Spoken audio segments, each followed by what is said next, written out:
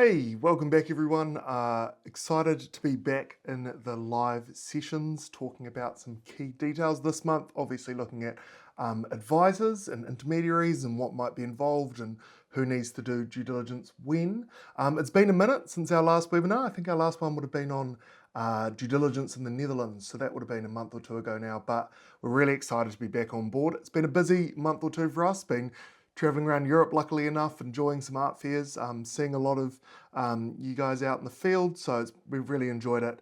One little bit of housekeeping, just while we wait for any final people to trickle in. We are looking at some big product news around how we deal with due diligence at art fairs and in-person events. So if you're a gallery that works with us and you're heading to some big art fairs coming up soon, feel free to get in touch. We would love to start looking at possibly rolling out some early previews of what where we're taking the product in the near future. So do get in touch if that's something that sounds exciting to you. But there's a lot to get into today. I'm not here to, as usual, we're going to try and get through things relatively quickly. So let's dive straight in. In terms of what we're covering today, we're going to make sure we understand when you become an art market participant. Obviously, for a lot of galleries, this is very clear, but if you're acting as an intermediary, it can be a little bit less obvious when you cross the line from just giving advice to actively being involved in the transaction and needing to get registered and all of that stuff. So we're going to cover that. We're going to look at when due diligence is required and who you might need to do due diligence on. Some simple rules just to help guide a bit of, what's involved in each of these transactions. We're then going to look at some transactions to help ground these rules in reality. So looking at different, where you might be positioned in different transactions and what might be required of you in each of those scenarios. And then we're going to look at some edge cases in areas where you might not need to do due diligence. We're really bringing that up. We're going to touch on it relatively briefly. We're really raising it because we're aware that for a lot of galleries, things like Reliance, which we'll get into, can be seen as a bit of a golden bullet to get out of doing some of this work. And it's a bit of a cautionary tale to make sure that you're not skirting around your obligations, but we'll get there. That does mean that we're not going to cover in as much detail today the specifics of what it takes to get established as an art market participant, so registering, setting up your documents, all of that stuff. And we're not going to dive in as much detail about what due diligence looks like. So you're going to see this term CDD, customer due diligence, popping up quite a bit today. That is effectively a look at collecting ID, proof of address, and then doing a kind of comprehensive review of risks associated with that buyer. We're not going to dive into the specifics there.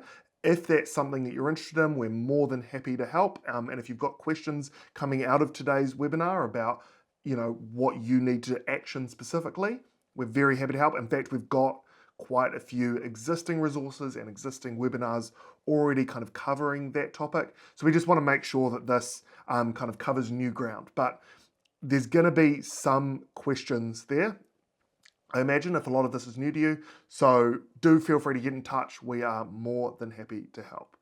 The other thing to be aware of before we dive into today is that really what we're looking at today is AML regulations. So that's anti-money laundering stuff.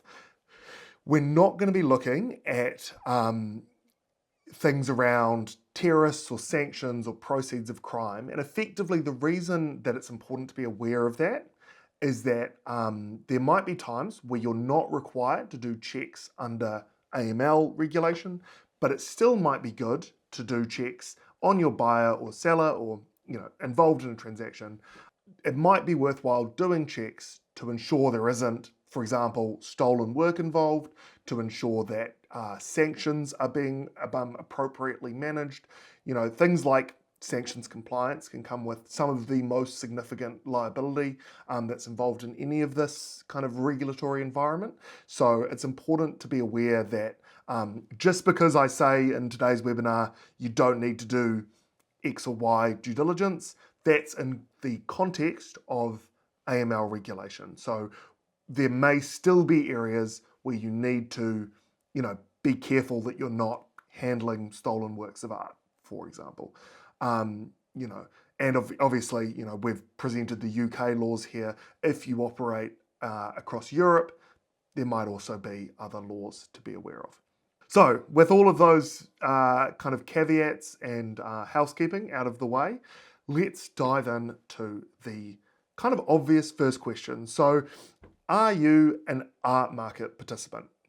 So this is the UK law here that breaks down what is involved. Really, it's a lot of words. There are kind of only two sections that we're going to look at today. So it's important. You are an art market participant if you transact in works or linked transactions that reach above the threshold, which is €10,000, so about £8,500, or if you act as an intermediary in those transactions. So the first part of that is the threshold.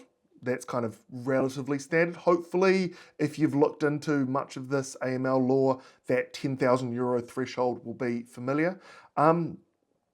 But where it might be a little bit less clear is what does it mean to act as an intermediary in a transaction? So an intermediary is someone who is actively involved in the sale or purchase of a work of art on behalf of a seller or a buyer.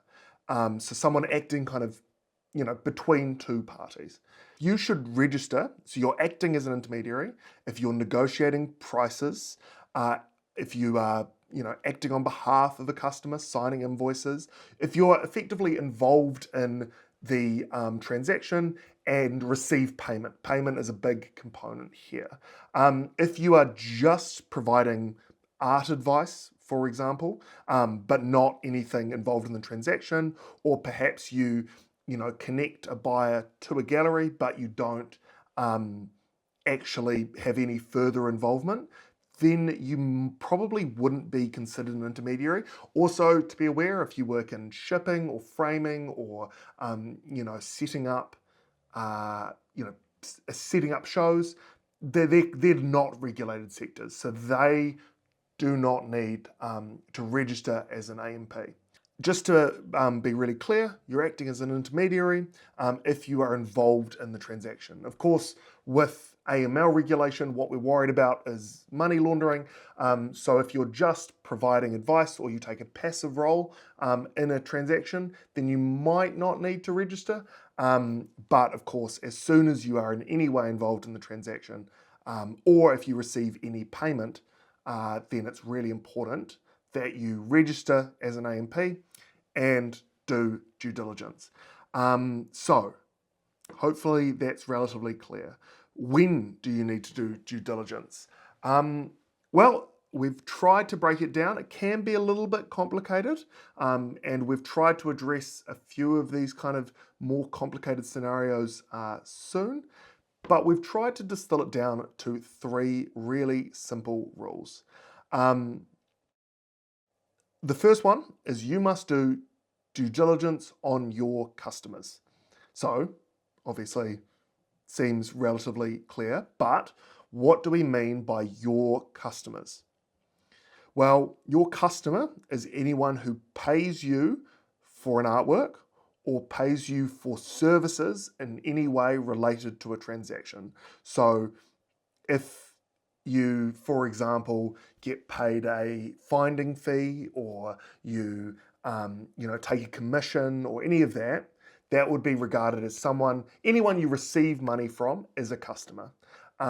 This is kind of the general rule and kind of covers the majority of cases. We are going to look at a few more complicated scenarios, but most of them can be covered with this idea of, are they my customer by this definition? And if they are my customer, I need to do due diligence on them. The next step, and this is going to be also familiar for people who have done this AML stuff before, is this idea of an ultimate beneficial owner. So you need to make sure that if your customer is, for example, a trust or a family office or a gallery or any entity that's not an individual, you must identify the ultimate beneficial owners of that entity. It's not enough to just do due diligence on the gallery. You need to make sure you understand who owns the gallery, for example. And then the final step is if you're working with someone who's acting on behalf of a customer, so someone representing, you must first make sure that that person is authorized to act on behalf of that customer. So, just check that they have the right to be involved in the transaction, and then verify them as well. So those are the core 3 steps. The big one is that first one. You must do due diligence on your customers. And then those second ones are just to make sure that you're not missing anyone that you might need to do checks on. So, might sound a bit complicated at this stage, but we're going to run through a few examples to help make this a little bit more clear. First example. This is the most simple art transaction. You've got a seller, a buyer. If you sell work to somebody, clearly you receive funds, they're your customer. You must do due diligence on that customer. Relatively clear. This is kind of the classic art gallery selling a work case. We're really just setting a foundation here. Now let's start looking at a case that might be a little bit more relevant for a lot of our art advisors here today. So you have a gallery on one side who is supplying the work. You've got a buyer on the other side, and you are mediating that relationship. So you're sitting as an intermediary. In this case, you must do due diligence on all parties. So you must understand the buyer, do proper due diligence there, but you also must do due diligence on the gallery supplying the work as well. They are both considered your customers and therefore both require due diligence. Cool? Let's add an extra person into this transaction. So we've got the same situation with a seller, selling via you to a buyer. But let's say that collector has an advisor that, might, for example, recommend the artwork that they should buy. And is just supporting with some passive advice. So they're not actively involved in the transaction. Effectively they're not negotiating prices, they're not in the transaction, but they might say, you should buy this piece of art. If this advisor takes that passive role, they are not considered a part of the transaction and therefore are not relevant for AML purposes. So this more passive advice scenario, you still need to do the same due diligence. You've got to do due diligence on the seller and due diligence on the buyer, but not on that advisor.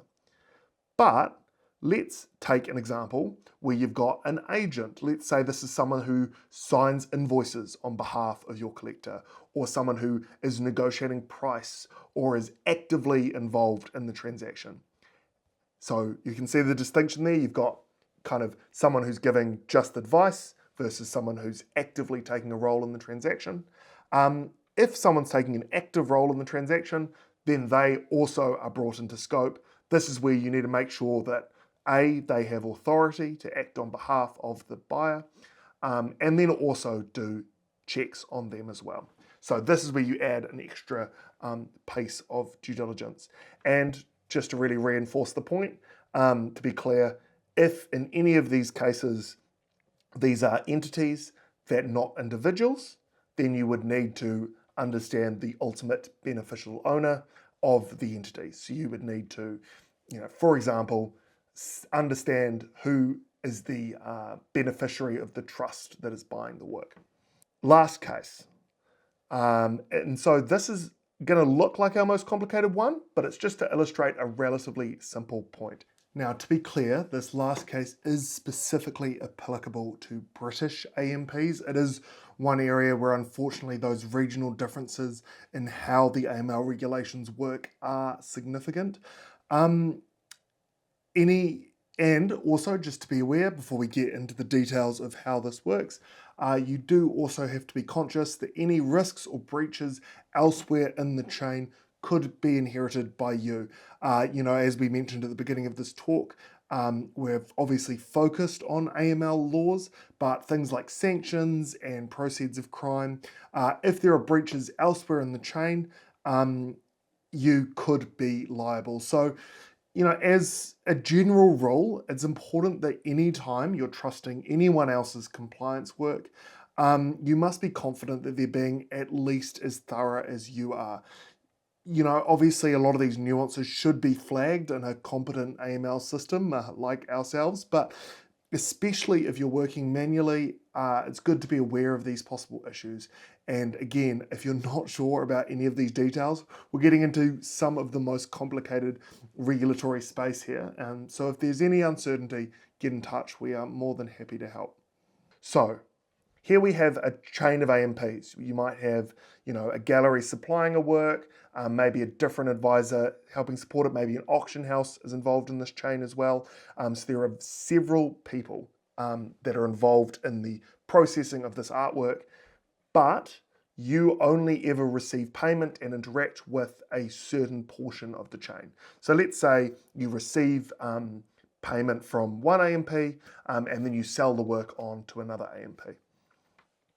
In this case, only those AMPs are your customers. So even though there might be other individuals involved in this transaction, as long as you do not receive payment from them or interact with them as part of the transaction, they are not your customers. And therefore you do not need to do due diligence on them, right? So this is where it's, who are my customers? Okay, going to do due diligence on them. And then if there are other individuals, obviously, if they are also regulated businesses, they should also be doing checks further up and down the chain. But you don't need to necessarily do due diligence on the entire chain of the transaction. Our instinct is to make sure that we take, belts and braces, make sure you've covered all your bases with these transactions. So if in doubt, we usually err on the side of doing these checks, but just want to lay out that the who your customer question is a really important one to ask, especially when you get multi-stage significant transactions like this. So there was a lot of examples, a pretty dense conversation, but let's come back to those 3 simple rules. You must do due diligence on your customers. That is anyone who pays you for art or services related to a transaction. You must understand the ultimate beneficial owner of your customers if they're not an individual.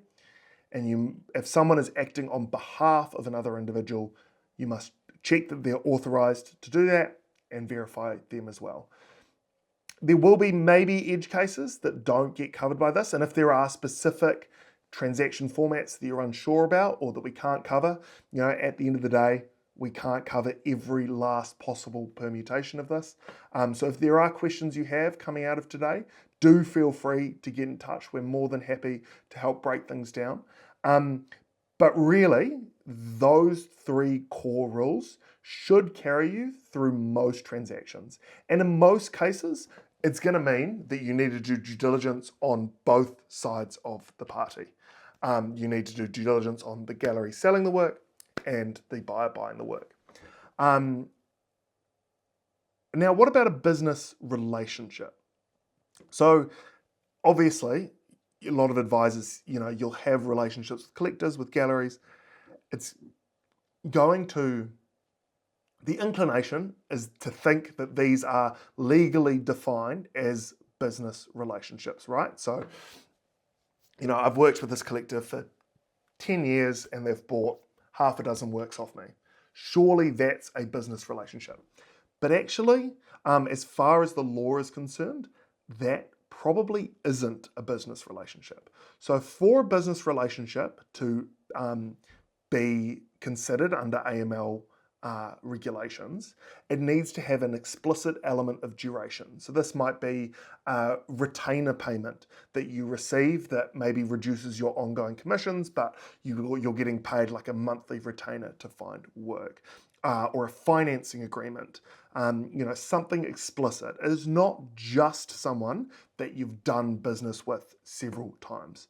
That being said, if you are in the narrow portion of cases where you do have an explicit business relationship, you do have an obligation to monitor the relationship for any changes in behavior, changes in buying pattern, anything like that.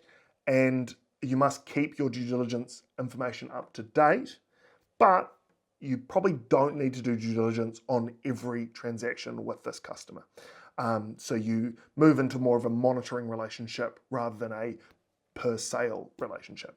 But again, I'm really bringing this up because I don't want any galleries or advisors out there to see that there is a carve out around business relationships and go, well, I've got a business relationship with my collector, therefore I'm exempt.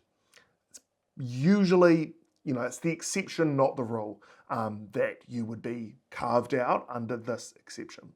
The other area that we see that often comes up as, well, I don't have to do due diligence because of this, is Reliance, right? So there's this Regulation 39 Reliance conversation. This is as with a lot of areas in law, there are a few different interpretations of this and different approaches, but we're raising it just as a note of caution.